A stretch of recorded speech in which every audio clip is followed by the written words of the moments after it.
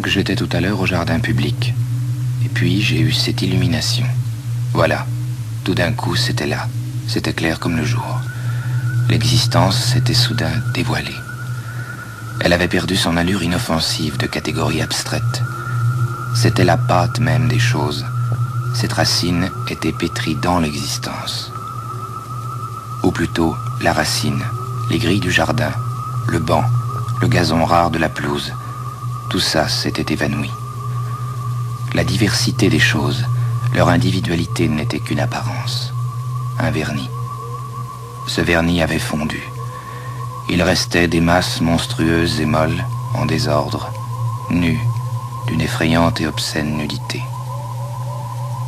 Si l'on existait, il fallait exister jusque-là, jusqu'à la moisissure, à la boursouflure, à l'obscénité. Dans un autre monde, les cercles, les airs de musique gardent leurs lignes pures et rigides. Mais l'existence, c'est un fléchissement. Nous étions un tas d'existants gênés, embarrassés de nous-mêmes. Nous n'avions pas la moindre raison d'être là, ni les uns ni les autres. Chaque existant, confus, vaguement inquiet, se sentait de trop par rapport aux autres. De trop. C'était le seul rapport que je puisse établir entre ces arbres, ces grilles, ces cailloux. Et moi, veule, alangui, obscène, digérant, ballottant de mornes pensées, moi aussi, j'étais de trop. Les arbres flottaient, un jaillissement vers le ciel, un affalement plutôt. À chaque instant, je m'attendais à voir les troncs se rider comme des verges lasses, se recroqueviller, échoir sur le sol en un tas noir et mou avec des plis. Ils n'avaient pas envie d'exister, seulement ils ne pouvaient pas s'en empêcher. Voilà. Alors ils faisaient toute leur petite cuisine doucement, sans entrain. La sève montait lentement dans les vaisseaux, à contre-cœur, et les racines s'enfonçaient lentement dans la terre. Mais ils semblaient à chaque instant sur le point de tout planter là et de s'anéantir. Las et vieux, ils continuaient d'exister de mauvaise grâce, simplement parce qu'ils étaient trop faibles pour mourir, parce que la mort ne pouvait leur venir que de l'extérieur. Il n'y a que les airs de musique pour porter fièrement leur propre mort en soi comme une nécessité interne.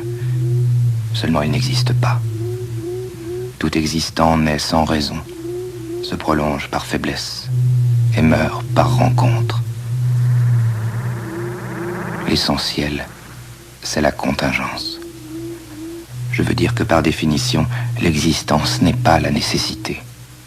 Exister, c'est être là, simplement. Les existants apparaissent, se laissent rencontrer, mais on ne peut jamais les déduire. Tout est gratuit. Ce jardin, cette ville, et moi-même. Quand il arrive qu'on s'en rende compte, ça vous tourne le cœur et tout se met à flotter. Je me laissais aller sur le banc, étourdi, assommé par cette profusion d'êtres sans origine. Partout des éclosions, des épanouissements. Mes oreilles bourdonnaient d'existence. Ma chair elle-même palpitait et s'entr'ouvrait, s'abandonnait au bourgeonnement universel. C'était répugnant.